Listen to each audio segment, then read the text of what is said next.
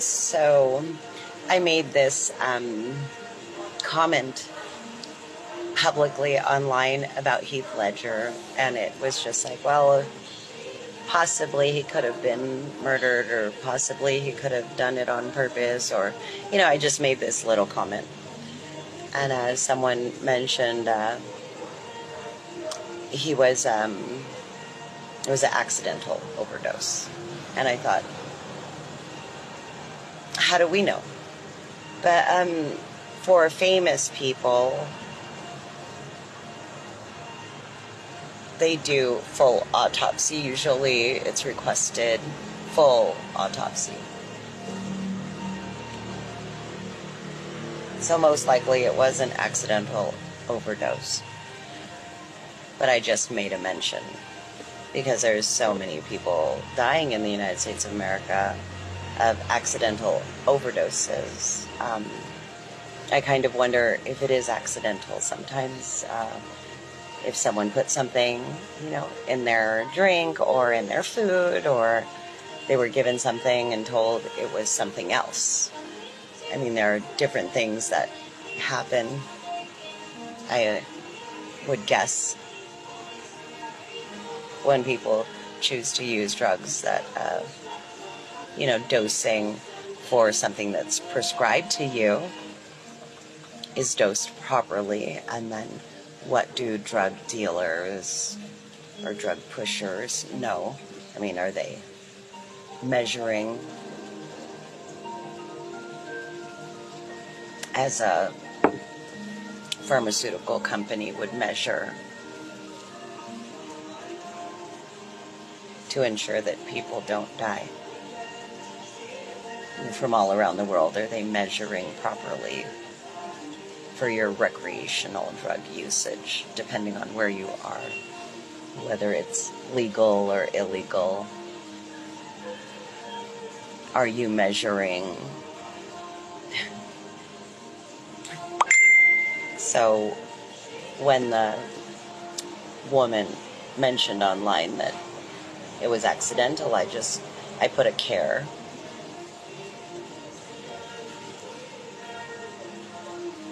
Because I care. So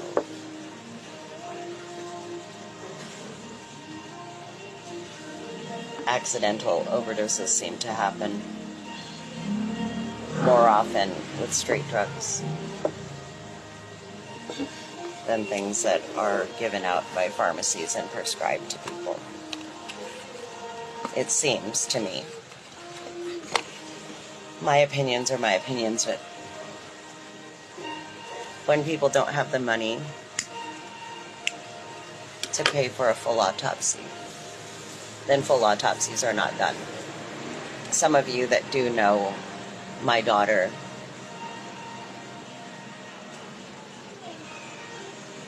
she passed away last year, and I was told that there was no foul play. I promised that I would go online and speak about it, or at least put it online.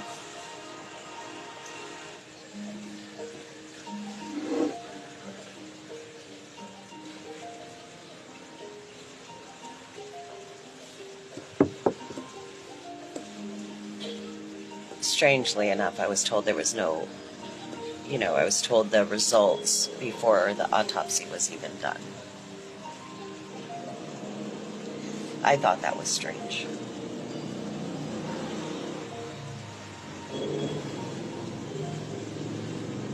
See, because if a body is not claimed,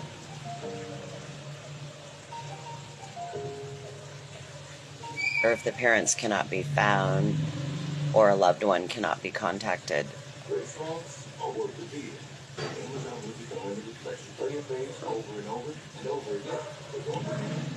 if you cannot pay for full autopsy, then it's not done.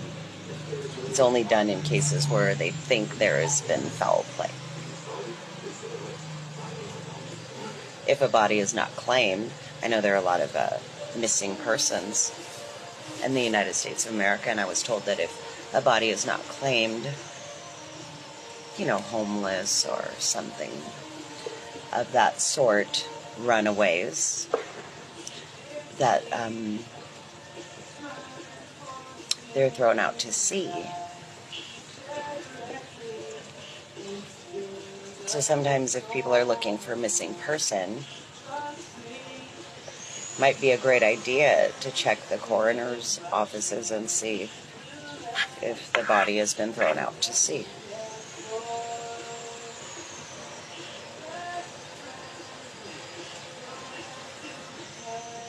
I asked, which sea? Which sea will you throw my daughter out in if I cannot claim her from abroad, because I live overseas? It's a good question, right? Which sea will the remains be thrown out in? And is it possible that her loved ones can be there? People that knew of her, that were touched by her soul and spirit on earth. But those kind of things medical examiners don't deal with. They just deal with, can you pay? And if you cannot, these are the procedures. And if you can't get the proper lawful paperwork done from overseas in time, the clock keeps ticking.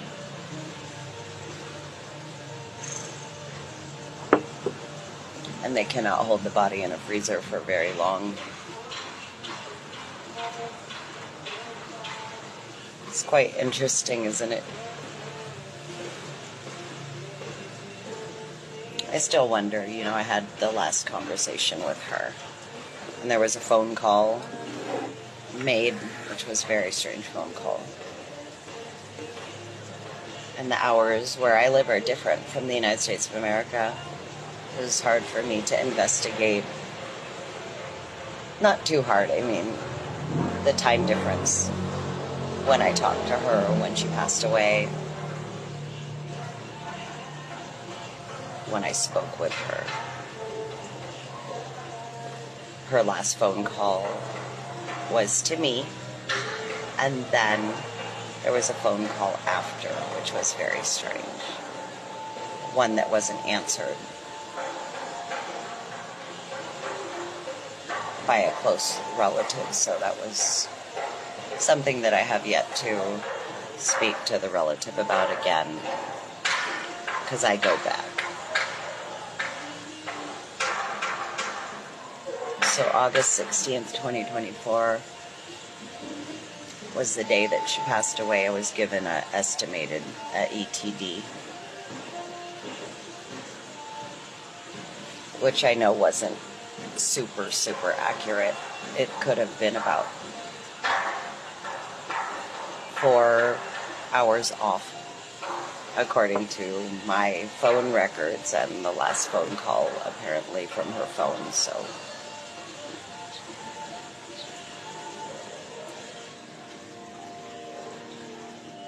I'm always going to wonder if it was accidental, if something else happened, because her last she had went to the police department that evening before her death. I know that. I know everywhere that she traveled before her death.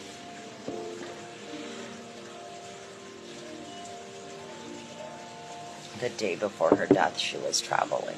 So, but I know her final place before death was the police department, San Jose Police Department. Sometimes I wish that I was in the United States of America, so I could walk in there, get the CCTV, and just see her one last time, just see her walk in there, because I told her to stay there.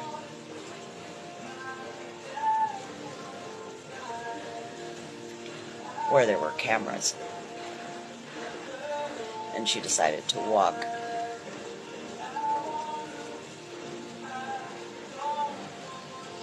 To Columbus Park, but she was exhausted from her travel.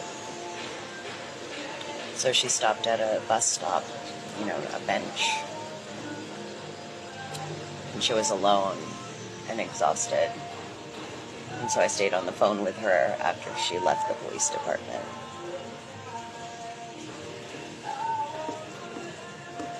She traveled from Washington State to the San Jose Police Department.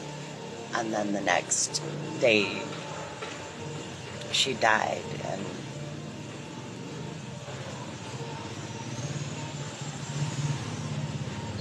I'm thankful to the police department. They told her she was fine, everything was good. So she was waiting for a court date. I told her to hang tight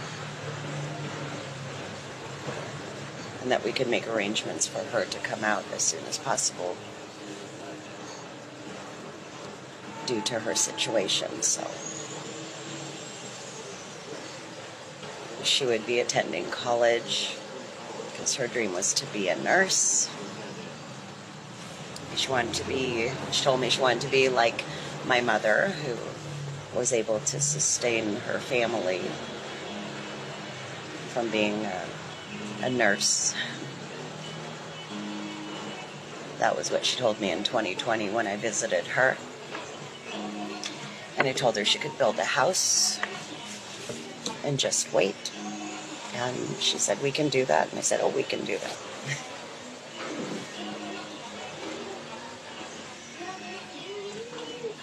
So she was full of hope before she died. You know, she didn't want to leave the United States of America, and I totally understood that. So that's why I have that ambiguous grief, you know. What could have been had she not died. Why I continue to email the medical examiners, San Jose Police Department, you know, speak with friends, acquaintances, people that reached out to her, people that saw her in Washington, saw her possibly get on the bus to travel to California. I wanted to thank everybody along the way that helped her because I was on the phone with her until she became exhausted. She was walking a lot, and she had an accident long ago where she had to have surgery on her ankle, so it was painful for her to take that long travel, but she was very determined, and I have so much respect for her for that, you know, for how she got out there, how she got the funds to get back to California, and her reasons why she decided never to come out here until it was time, you know, and I have respect for her for that and for her determination as a mother, because I would have done the same. So one of her friends messaged me and said, boy, she's in heavenly paradise, you know. She's free, you know, she's at peace. And God willing, I'll see her someday. But truly, it was very difficult to go through the process of, you know, the lawful process. I wasn't able to receive too much information, so I had to do my own investigation from here in the Philippines. It's difficult, you know. I wish there was an easier way, but there isn't, so that's why I haven't come out and just said, oh, this is what happened, you know, because the reports and everything that normal people receive that reside in the United States of America could just walk in and grab the information. Don't need to give power of attorney, don't need to do all these lawful things.